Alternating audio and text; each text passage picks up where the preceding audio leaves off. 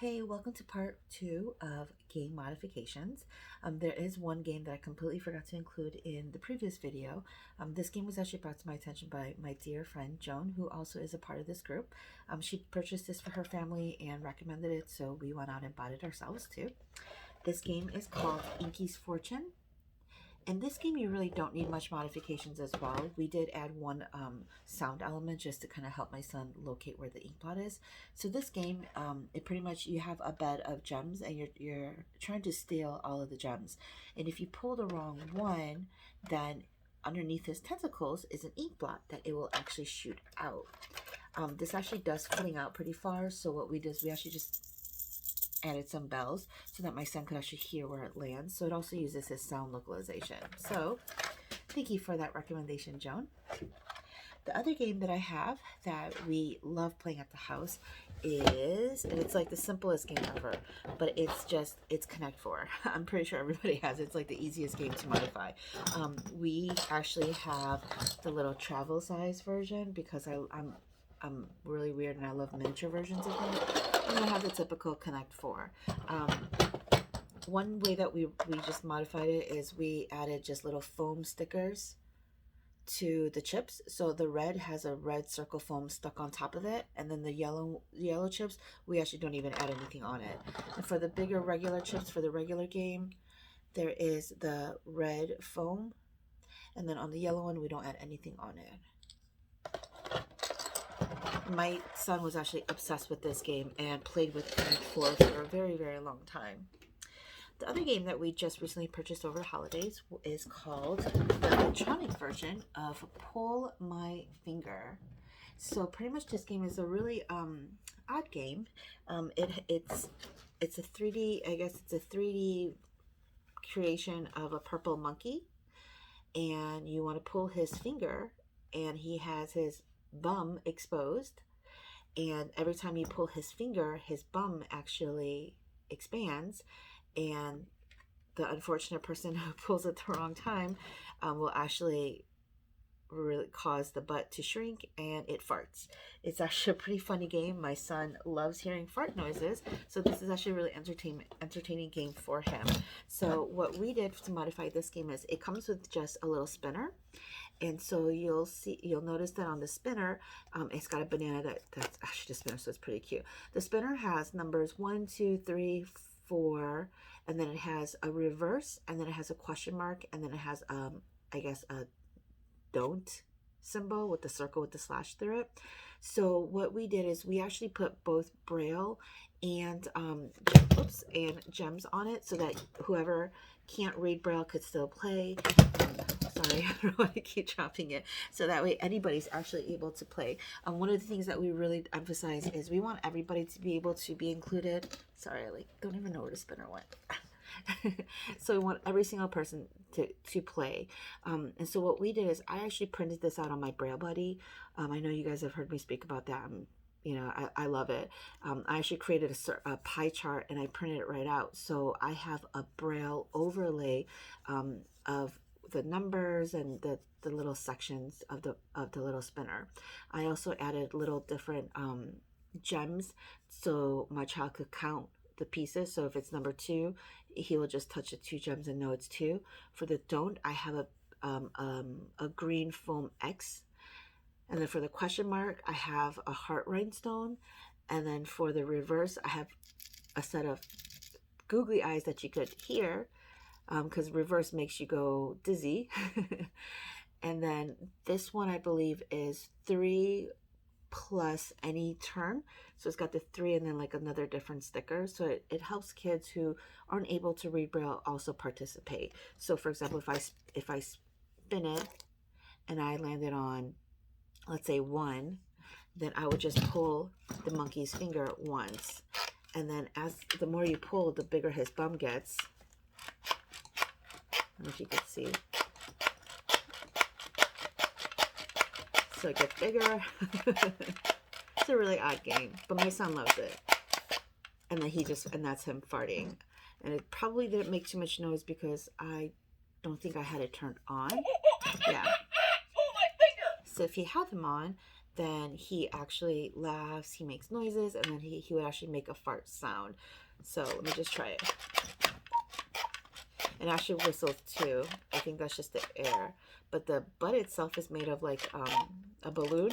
So it's actually pretty funny.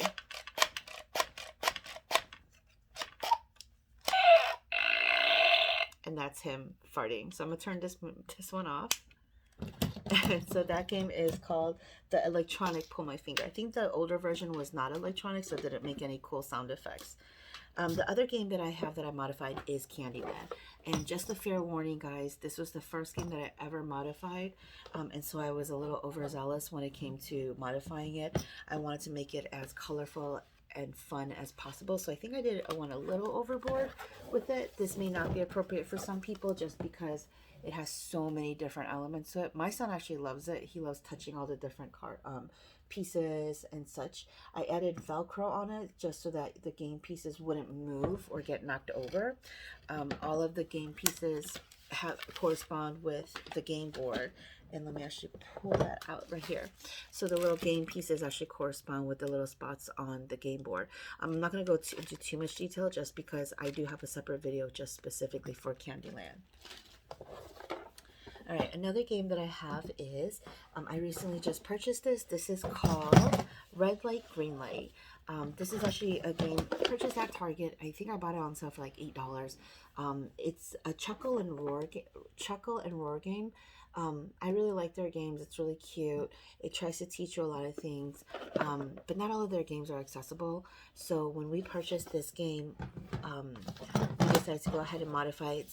It doesn't have that too many elements on it, but essentially what it is it's just a road. It's a long road. I believe it's about 3 feet long when you actually connect the entire thing, but just for the video sakes, I'm not going to connect it all.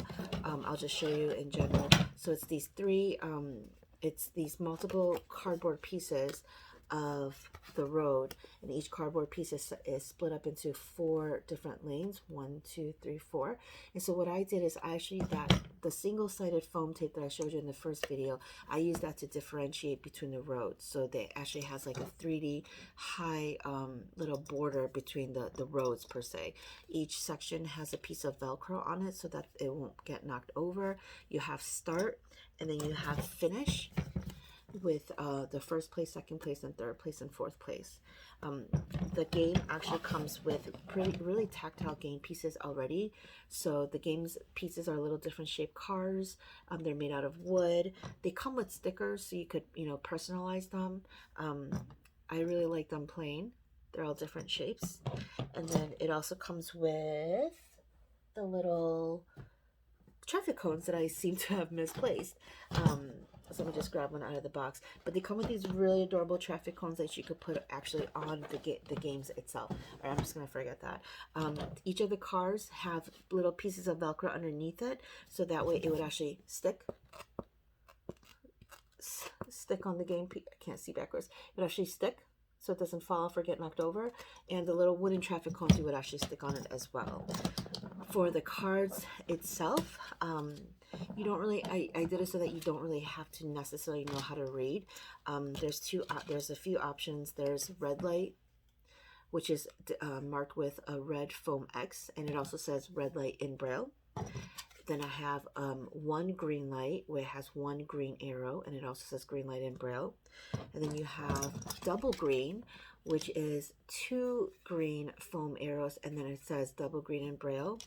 And then you have the construction, which says construction in Braille, and then it also has a little yellow construction cone foamed in the middle.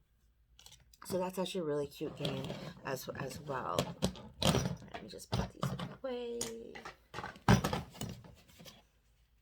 All right, the next game that I have it's more of an educational game. So it may not be as fun, but I think it really teaches kids how to start spelling simple words.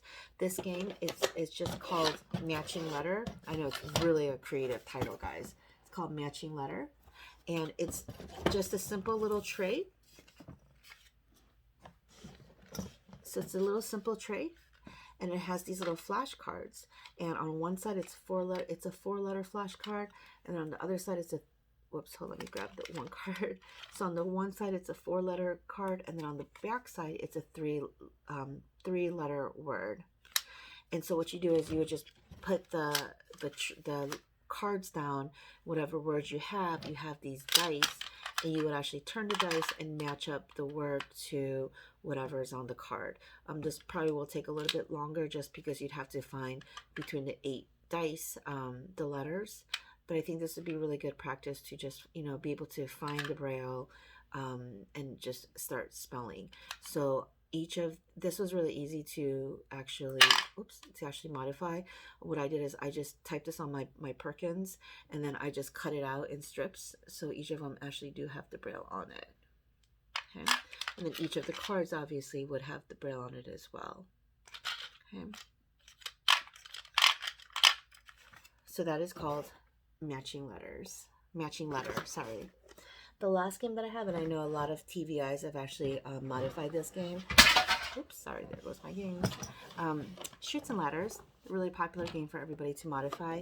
Really simple to do. You have the little spinner that tells you how many spaces you turn. What I do is, if I actually don't put the Braille overlay on it, I use a little paper perforator to actually perforate the little sections. Usually you could pop this little spinner arrow out, and I put a ruler down, and then I just use one of these paper perforators, which looks like a little tiny pizza cutter, and then I just trace along the spinner and then just actually punctuate the game piece. I do this for a lot of spinners that are made of thinner cardboard, because I like to do the perforation on the top first, but then I follow it again in the back of it so that it actually pushes it through the opposite side, so it's got a more tactile feedback on that. And then what I do is I just added the rhinestones to correspond with the numbers. So I have 6 rhinestones for number 6, 1 rhinestone for number 1, etc., etc. For the little game pawns, really simple. I just added different stickers on them. So one of them has a white circle foam sticker, the second one has a green X sticker, and then the third one has a like a rectangle sticker that's made up of little itty bitty tiny rhinestones. As far as the game piece goes, I did use my Braille buddy to modify this game. Made it a lot easier for me. So his TVI actually went ahead and traced every single box with tape. I did not have the patience for that, and so what I actually did is I actually went ahead and made little sections on my Braille buddy, and so each box has the number and then the actual outline of each box. I'm trying to put it up to the light so you could see how I did that. And then each of the chutes are you could trace it with the rhinestones, and then each of the ladders actually have that foam that I was using that I showed you in the first video. So that is how I modified my Chutes and Ladders. Okay. And that's actually all the games that I have to show you guys tonight. I'm definitely in the process of making more games. Right now I'm making a version for Twister. I do know that they have blindfold Twister out. I personally don't like that version because the tactile portion of it is in the middle of the circle, and I felt like if your foot's on it, then my son's not going to ask somebody to move their feet so that they could feel what's on it. So I'm going to come up with that and show you guys how to do that. I'm in the process of modifying a few other games. Once those are complete, I'll definitely upload a video to show you guys, so you guys could definitely play games and have some fun inside your household. If there's any other questions, please feel free to reach out. If you have any questions about materials, let me know. I'll be making one additional video, probably not tonight, but I'll definitely be making an additional video to show you a line of games that I really, really like, and hopefully you guys will enjoy as well. Again, if you have any comments, questions, feedback, I'm always open to feedback. Please definitely reach out to me. Other than that, have a great night, guys.